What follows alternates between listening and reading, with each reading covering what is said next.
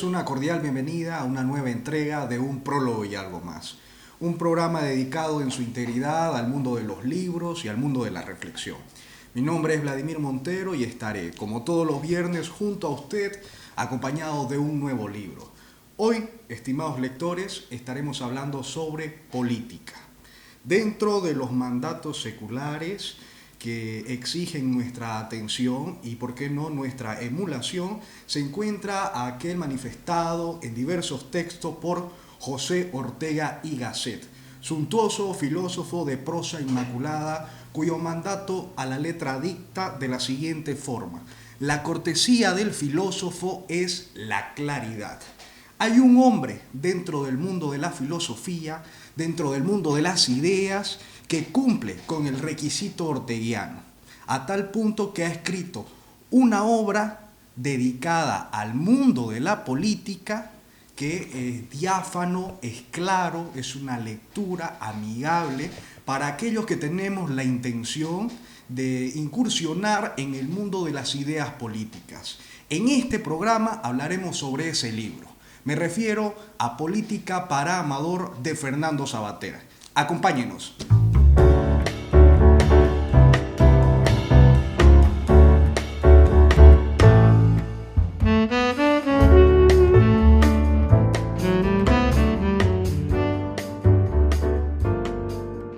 Es menester iniciar este programa con unos aspectos biográficos. Fernando Savater nace en 1947, es un hombre que se ha dedicado al mundo de la filosofía, es un hombre que se destaca también por el género del ensayo y los artículos periodísticos, ganador de numerosos premios, por ejemplo, el premio Ortega y Gasset, el premio Planeta, el premio Anagrama. Tiene numerosos títulos de renombre en su acervo en cuanto a escritor. Por ejemplo, ha escrito Ética para Amador, Política para Amador, Historia de la Filosofía, Sin Temor y Temblor, entre otros.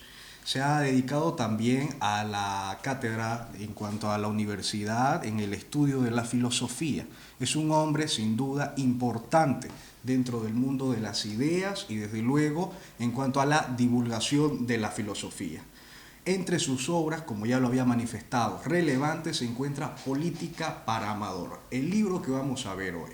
Esta obra ha sido publicada en 1992, es una obra que pretende tratar de explicar la organización política y su avance con algunos aspectos, desde luego, propios de nuestra contemporaneidad, tratando de responder algunas preguntas y tratando de presentar esas ideas que es posible que nos resulten acerbo con B, es decir, áspero al gusto, especialmente a los jóvenes, pero que tendrían una importancia no solo para la vida del individuo, sino también para la vida de la sociedad. Esta claridad que había manifestado en la introducción del programa de esta obra es posible que se responda a través de la intención de Fernando Savater con este libro. Se trata de que el lector predilecto de esta obra era dirigida para Amador, su hijo, un adolescente que pretendía incursionar en el mundo de las ideas de carácter político, y Fernando Savater, muy generoso, escribió este libro para poder aproximar esas ideas a su hijo que tenía esa hambre de curiosidad como la tenemos usted y yo, estimado lector. Sin más que decir, es menester tratar de exponer grosso modo las ideas que se presentan en este libro. En el prólogo de este libro, Fernando Savater trata de exponer qué es la política, con qué se relaciona la política. Para Fernando Savater, la política tiene que ver con los acuerdos entre nosotros y los demás. Tiene que ver con la organización de muchos cuyas decisiones y acuerdos afectan de igual manera a muchos.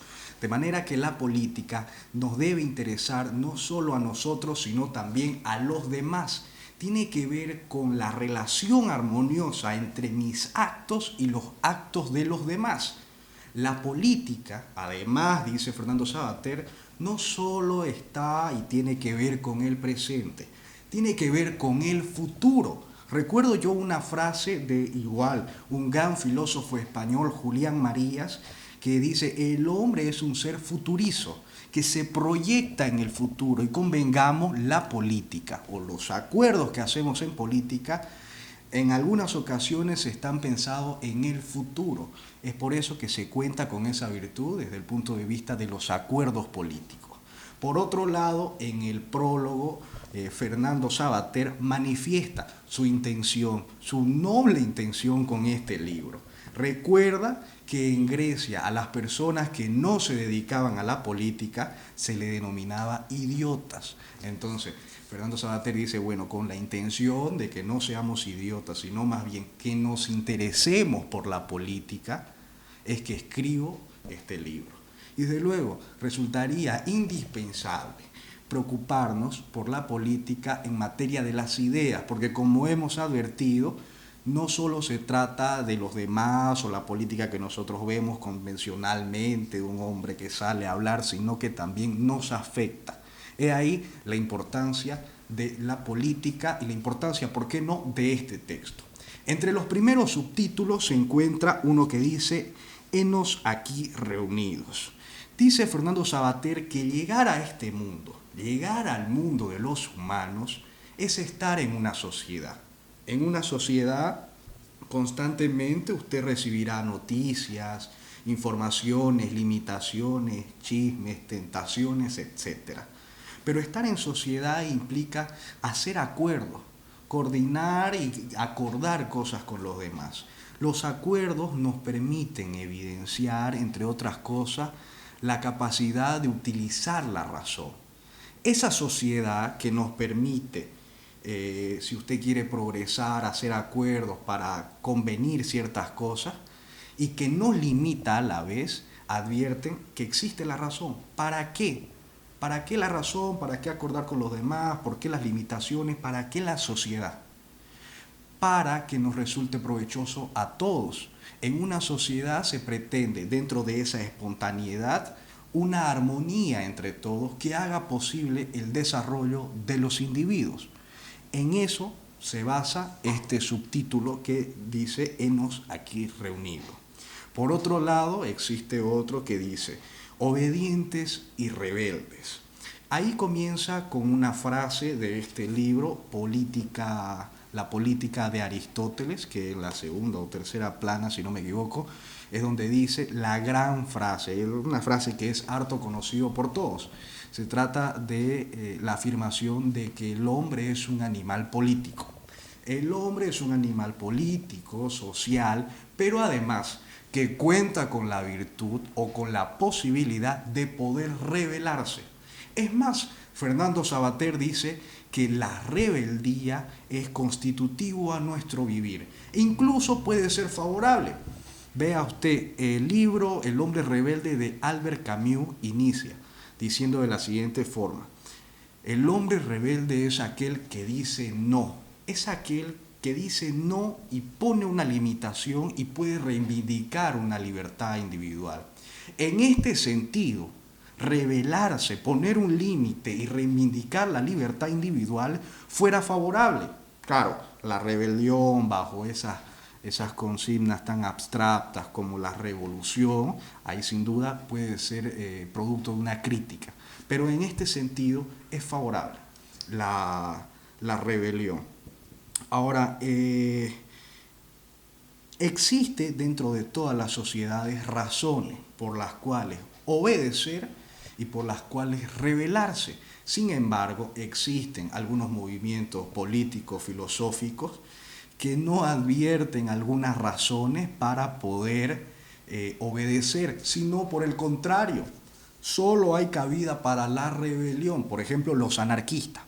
Ahora, si los postulados del anarquismo se implantaran, dice Fernando Savater que lo que ocurriría sería la jubilación de la política, pues no hubiera necesidad de la política, porque parte del supuesto de que los hombres son cooperadores y siempre tienden al bien.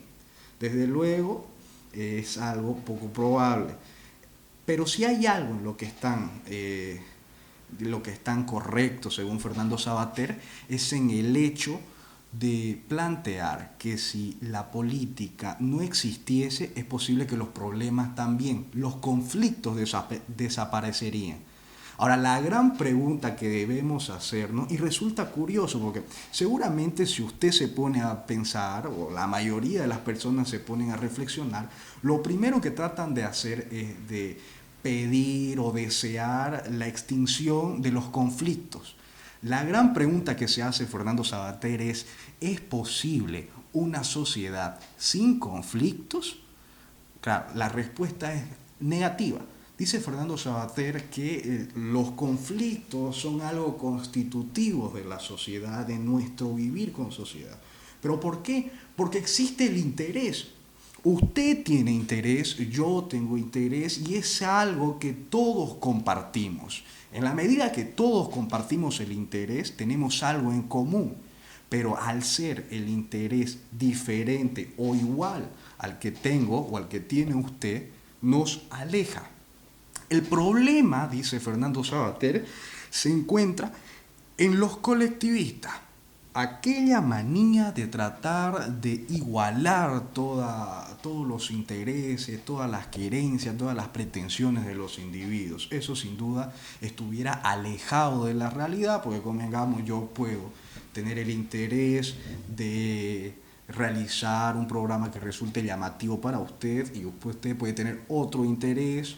El tratar de entender este programa puede tener un interés diferente al de su hermano o al de su padre en cuestiones comerciales, usted se dedica a otro rubro, es decir, los intereses son diversos. Entonces el postulado de los colectivistas de tratar de igualar los intereses estuvieran alejados de la realidad. Al otro lado de la cancha están los individualistas, estos hombres que entienden que los intereses son diversos o en algunas circunstancias pueden coincidir, toleran la diversidad y resulta que tienen la concepción de que si tienen intereses iguales resulta favorable. Por ejemplo, en el comercio, el clásico ejemplo de Adam Smith. Si usted y yo tenemos el interés de enriquecernos vendiendo pan, la competencia que tenemos, esa similitud en cuanto a intereses resultaría favorable para dar un producto mejor a la sociedad. Claro, nosotros competimos, compramos los mejores ingredientes, nos esforzamos, nos levantamos a las 3 de la mañana con la intención, con el interés de enriquecernos, pero al tener esta competencia en una igualdad jurídica, lo que hacemos es provocar que haya un producto mejor para la sociedad. Entonces, hay otro tipo de conflictos donde tendría que intervenir la política, claro, un tanto, pero no alejado de la realidad, ¿no? Un poco más radical, pero no alejado de la realidad. Existe justificadamente la intención de algunos individuos por aniquilar a otros, en especial a lo de la clase política. Pero ¿qué impediría de que yo o usted aniquilemos a alguien más con ese ejercicio irrestricto que debe ser mal entendido? Ahí acuñado el término de libertad, ya lo explicaré más adelante. Pero ¿qué sería la limitante para que usted y yo no aniquilemos a alguien?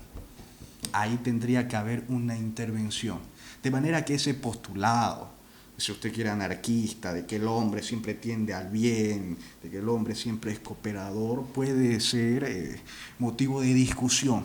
Tiene que haber una intervención, y lo confieso, aunque los postulados anarquistas me resulten seductores, y Fernando Savater también lo dice, aunque resulten seductores, son inviables. Son inviables porque es necesario tener cierto grado de limitación.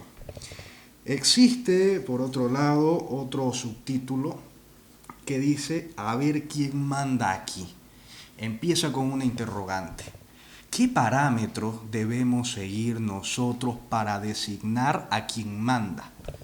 ¿Qué parámetros debemos seguir nosotros para fraguar una conciencia, un criterio que nos permita decidir quién es aquel hombre idóneo que pueda mandar? Claro, ahí lo que hace es una exposición de las consideraciones que se han tomado a lo largo de la historia. Antes se requería un hombre fuerte que pueda luchar contra las guerras, un hombre gallardo y una serie de consideraciones. Ahora, ¿qué consideraciones podemos nosotros exigir o deberíamos exigir para que pueda ser favorable a esa sociedad, a esa organización? Según Fernando Savater, que yo concuerdo, es alguien que ya no tenga las mismas intenciones bélicas como lo exigían antes las condiciones sociales, históricas, de guerras que existían, sino más bien alguien, por el contrario, que pueda alcanzar cierto grado de paz, de respeto con el vecino, que haga posible la comercialización entre ambos para así obtener un beneficio mutuo. Eso, grosso modo, es lo que trata de explicar este subtítulo, A ver quién manda aquí. Existe otro subtítulo que es sin duda significativo dentro de este libro, que se titula La gran invención griega. Los griegos fueron quienes inventaron la polis, comunidad ciudadana grandiosa donde prevalecía la libertad individual, la razón, la posibilidad de criticar, de discutir. Dentro de ese ámbito es que se forma la democracia. Ahora, algunos pilares fundamentales de la democracia sería la libertad jurídica, la libertad de oportunidades. ¿Qué quiere decir? Todos pueden votar y todos pueden acceder a un cargo público. Ahora usted me dirá, no, Vladimir, pero pues es evidente, ¿no? Las mujeres no votaban, existían los esclavos, pero es, lo que se rescata es la idea, esas ideas democráticas, de libertad jurídica, de libertad de oportunidades que hoy se reivindican a ultranza, ya se encuentran en esa Grecia clásica. Y ahora sería raro, ¿no? Sería hasta sorprendente que no haya habido una modificación de la concepción de democracia que nos permitan advertir un progreso. Claro que ahora nosotros concibamos que no pueden existir los esclavos, que las mujeres voten, pues es un avance. Pero se debe sin duda subrayar el hecho de la importancia de los griegos en cuanto al surgimiento de las ideas democráticas. Habría en consecuencia que reivindicar que los griegos pretendían o preferían criticar, dialogar, cuestionar antes que someterse sin mayores complicaciones al dictamen de un amo. Eso sin duda habría que rescatarlo. Ahora, hay algunos ejercicios, algunas actividades propias de la democracia que hoy se aprecian, uno más que otro, ¿no? Por ejemplo, me refiero al deporte y al teatro. El deporte es un acto democrático en la medida que al participar existe una igualdad de oportunidades. El teatro es algo que a mí me pareció algo significativo dentro de esta lectura. Tratar de exponer el teatro como un evento para reflexionar, un evento que hace posible la libertad de expresión. Por ejemplo, en el teatro se manifestaban, se relataban algunas tragedias, algunas vivencias sociales donde los actores hacían posible notar algunos errores que se estaban cometiendo dentro de la sociedad, algunos comportamientos innobles de algunos individuos que de alguna manera quien los ve trataría de subsanar aquellos errores. Entonces los actores expresaban su libertad y el público en general reflexionaba. Es algo grandioso esa concepción que nos ha dado Fernando Savater sobre el teatro. Por otro lado, existe otro subtítulo que se denomina Todos para uno y uno para todos, un poco como el libro Los Tres Mosqueteros. Pero aquí subraya algo que puede ser desfavorable, aunque sería un error decir desfavorable, porque sería eso juzgar el pasado con los ojos del presente. Además ya había explicado un poco acerca de lo raro que no sería pues que exista una evolución. Por fortuna existe esa evolución y esa concepción distinta de la democracia. Y es donde Fernando Savater subraya que la gran democracia griega era solo en Atenas. De manera que los espartanos o las ciudades aledañas, las polis aledañas, no concebían o no tenían estos mismos derechos.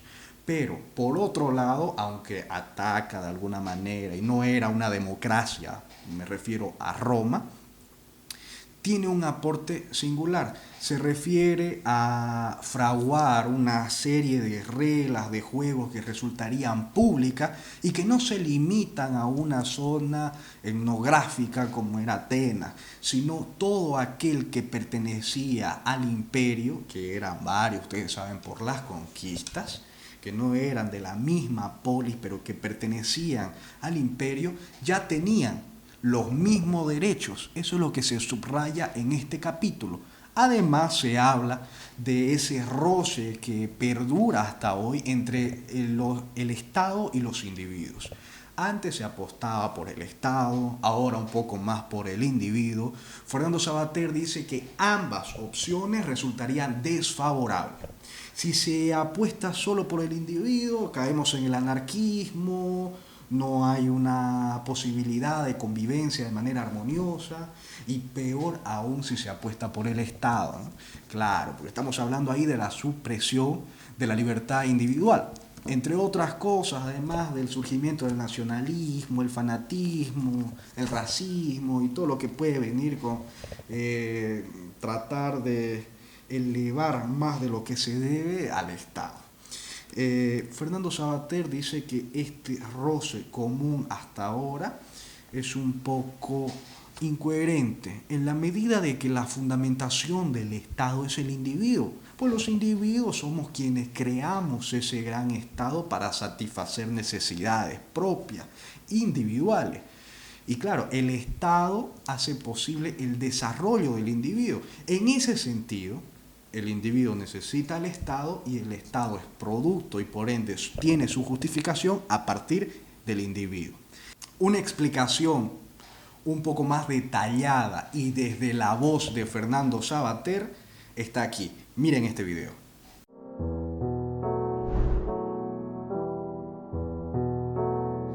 La gran invención griega fue la democracia. Hasta entonces el poder siempre había sido vertical, es decir, había descendido desde unas personas que fueran los jefes de la tribu, los jefes de la familia, los reyes por derecho divino o lo que fuese, descendía de ahí el poder hasta el pueblo. Los griegos crearon un poder horizontal, es decir, el poder, el gobierno, estaba estomesón, en el medio del círculo de todos los ciudadanos. Naturalmente, la democracia todavía estaba naciendo de una forma muy esbozada nada más. Había esclavos, las mujeres no tenían derecho a voto, pero ya se había creado una idea de ciudadanía dentro de la cual todo el mundo era igual. La isonomía, es decir, la ley igual para todos, era la base de la democracia. Todos también tenían la obligación de participar, porque no solamente era un derecho del cual se gozaba y se disfrutaba, sino también era una obligación. Había que intervenir, había que participar. Frente a eso, Roma inventó un tipo de democracia, por decirlo así, en la cual había una élite, más que democracia diríamos una oligarquía. Todo el mundo tenía derechos, es verdad, o sea, un ciudadano romano tenía derechos, no podía ser torturado, no podía ser... Pero por otra parte, en cambio, le faltaba el derecho a gobernar. El derecho de gobernar estaba en manos de un grupo, de los senadores, de los grandes patricios, de los latifundistas, etcétera, que eran los que tenían el derecho a gobernar. Los ciudadanos tenían sus derechos a no ser maltratados de diversas maneras y también tenían acceso al circo y otras protecciones, digamos, de la época, pero en cambio no intervenían en la política. Los griegos obligaban a los ciudadanos a intervenir en la política. Los romanos les mandaban al circo, les mandaban a los juegos, les mandaban al espectáculo para que una minoría fuera la que gobernara la sociedad. Me temo que a pesar de que nosotros seguimos manteniendo el ideal griego como el ideal de verdadera democracia, nuestras democracias se parecen más al estilo romano. Otro subtítulo que se encuentra es una interrogante. ¿Libres o felices? Aquí Fernando Savater dice que vivir en democracia, vivir en libertad, es algo complicado. es algo complejo. Y todos los totalitarismos tratan de simplificar eso que es producto de una espontaneidad a veces inescrutable y que tratan de enmarcarlo en eso que Hayek denominaba la fatal arrogancia, ese totalitarismo dentro de un modelo y que resultaría sin duda perjudicial para el desarrollo de las libertades individuales. Ahora, otro enemigo de las libertades individuales es posible que no se encuentren en todos estos modelos totalitarios, sino por el contrario, en el individuo mismo.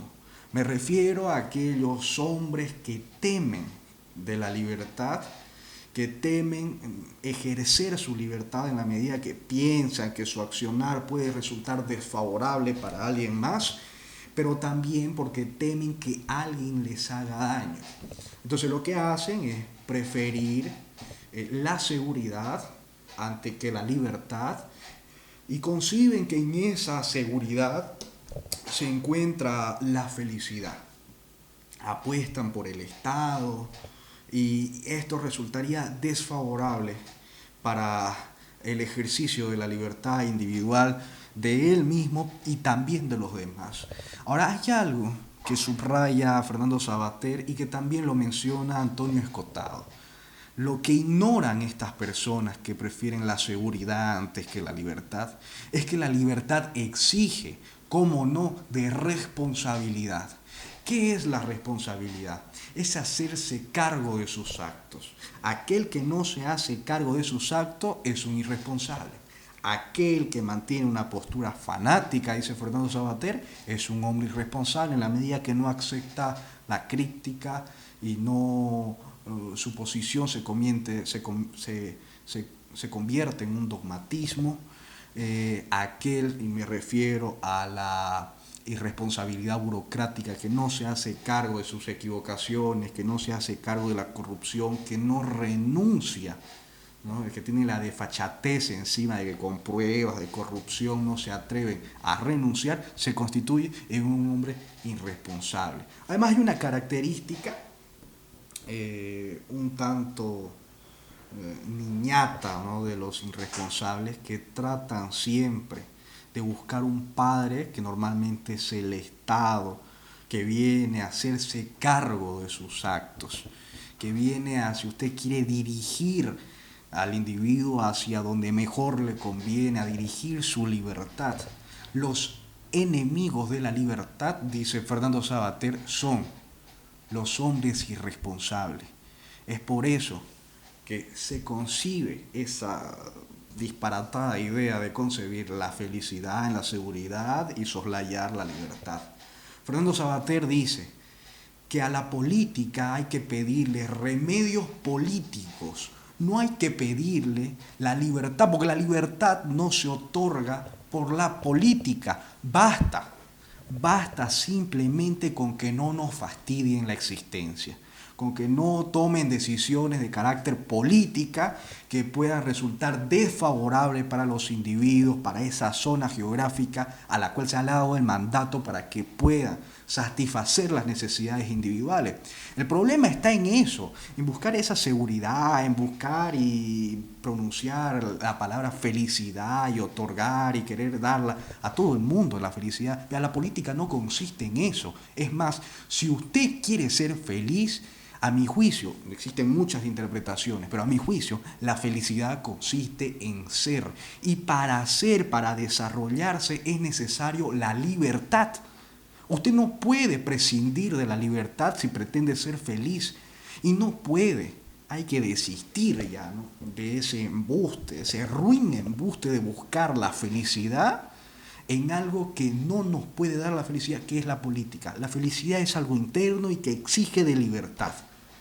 Con esto hemos llegado al final del programa. Me indica que el tiempo se ha agotado. Espero que este programa, donde hemos hablado sobre política, la sociedad, la relación del individuo, el Estado, hemos hablado sobre el nacionalismo, de la irresponsabilidad, de la libertad y de otros temas, haya resultado provechoso para usted.